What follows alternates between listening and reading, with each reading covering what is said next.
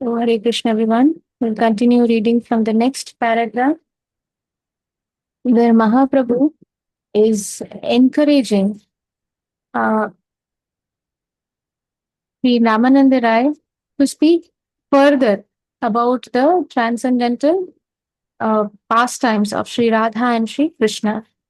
In this way, Sri Lord Chaitanya Mahaprabhu actually took the subordinate position before Sri Ramananda Rai. This has very great significance. One who is serious about understanding the transcendental nature of Krishna should approach a person who is actually enriched with Krishna consciousness.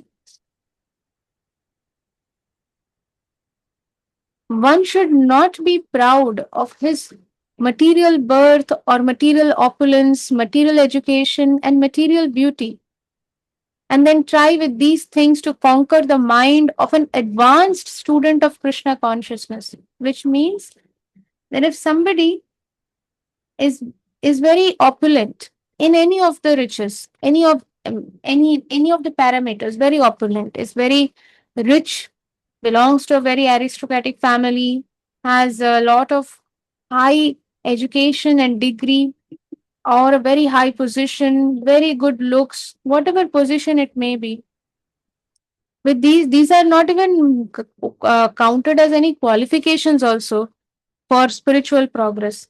But anyhow, but if somebody thinks that with all these things they can subdue this a Krishna conscious person, array what Krishna conscious devotee and all that. See, when I go there, I'm going to just with my presence, with my knowledge, with whatever I have, I'm going to just simply um, defeat this person.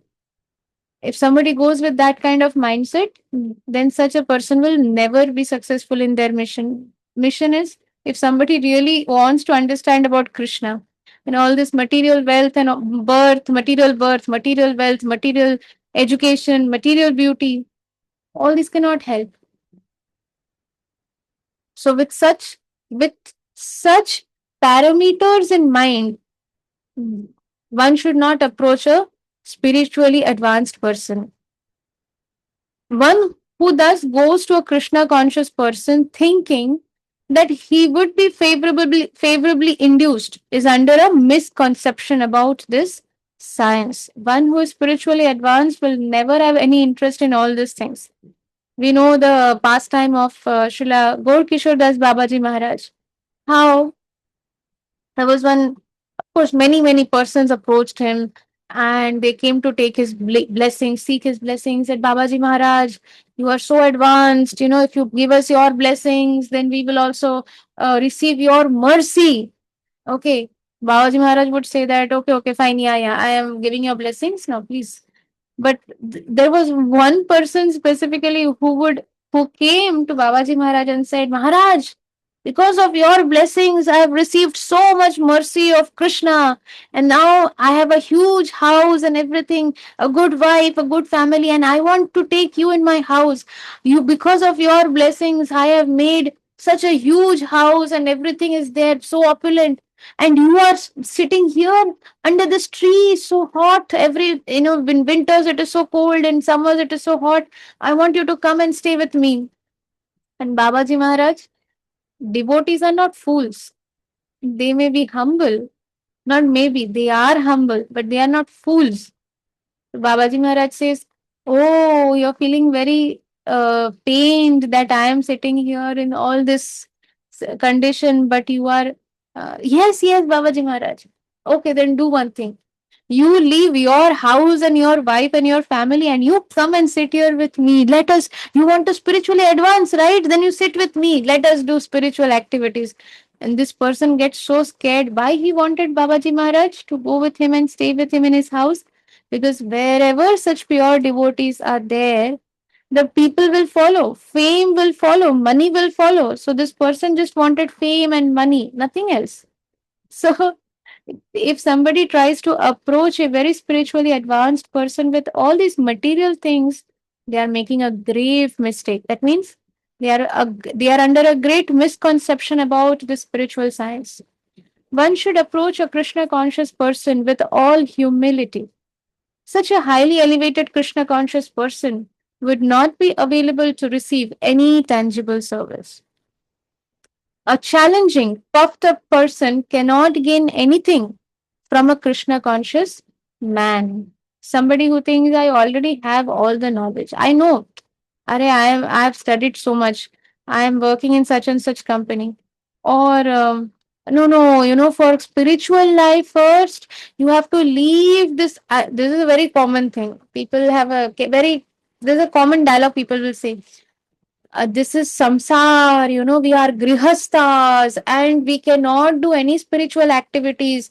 So see, for now we have so many responsibilities and duties of our children, children's children, children's children's children, children's children's children's children's children. Responsibilities don't end only. So when we get old, we will do all this. Now we don't have time. We are so busy. They do not know how much time they really have. They do not know how much time their children have.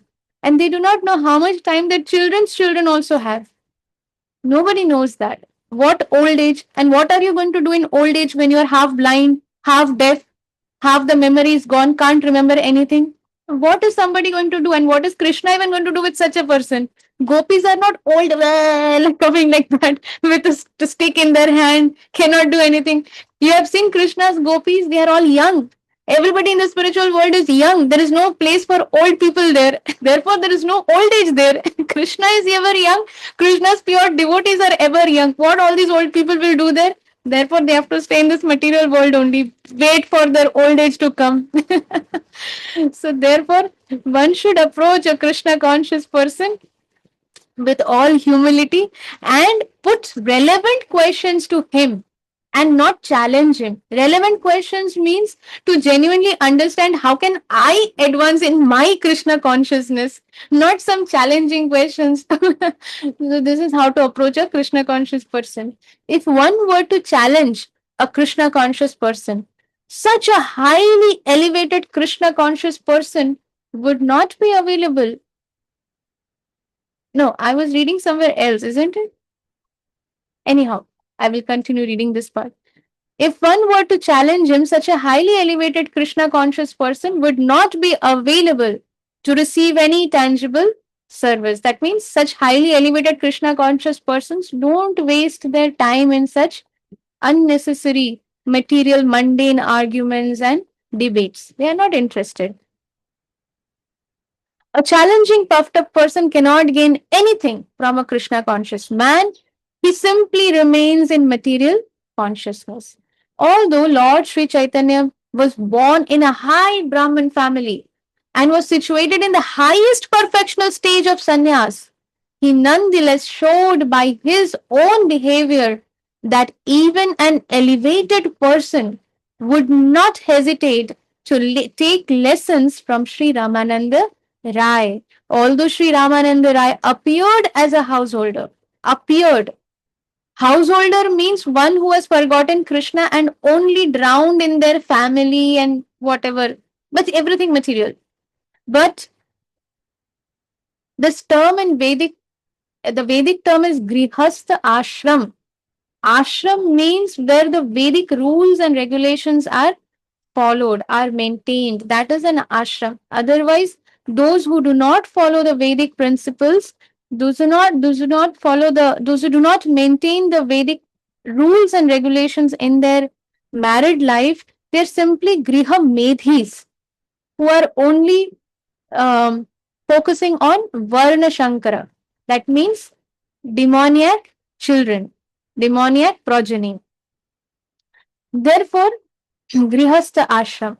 But anyhow, although Mahaprabhu himself was in the highest position of the sannyas ashram, and Sri Ramananda Rai was in the Grihastha ashram, he appeared as a householder. That okay, he must be completely absorbed in his household duties, all this king's taking care of the kingdom and the king and but actually, Sri Ramananda Rai was at the highest elevated position, a Paramhamsa, a pure devotee. Therefore, Mahaprabhu, although being the sannyas in the sannyas ashram, takes does not hesitate to take lessons from Sri Ramananda Rai. He is inquiring more and more. Please tell me more. Please tell me more. Please go deeper. I don't know anything. So, although Sri Ramananda Rai appeared as a householder who is situated in a social status beneath that of a Brahman, of course, there is Shudras, then there is the Vaishyas, then the Kshatriyas, then the Brahmins, and above the Brahmins there is the Vipras, and then above them there are the Vaishnavas. So Vaishnavas is at the highest, and even Vaishnav sannyasis they are even higher. So Sri Ramananda Rai, now just imagine he was a householder, he was a Kshatriya, and Mahaprabhu in the highest position. Still, Mahaprabhu is, by his own example, he's teaching that a spiritually elevated person is always elevated, irrespective of all the social norms and status and everything. Social status, social norms does not matter if somebody is spiritually elevated.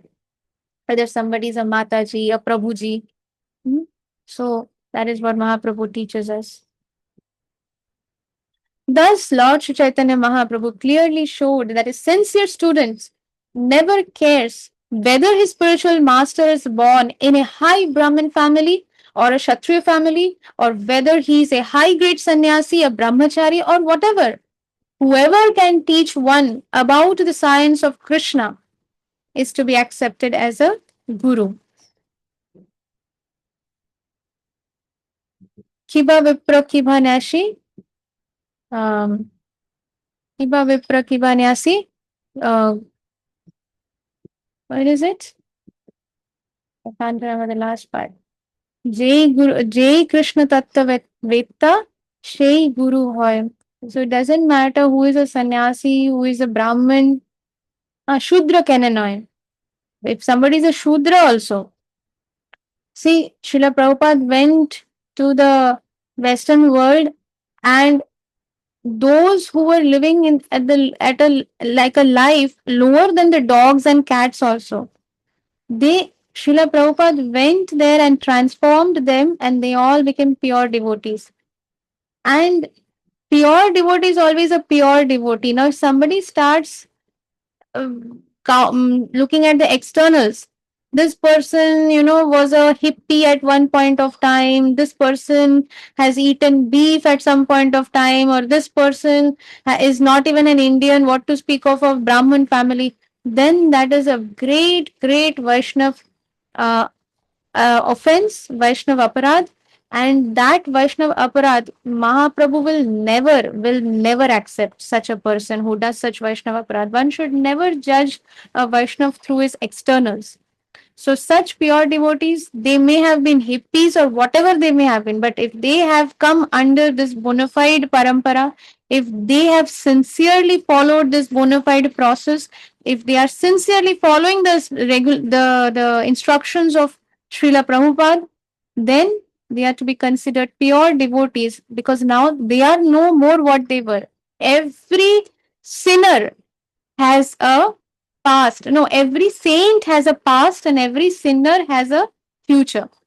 So somebody who may have committed many, many sins, a most sinful person, but if that person is favored by a pure devotee, and if that person follows in the footsteps of the pure devotee, listening to the instructions of the pure devotee, then that sinner is no more a sinner.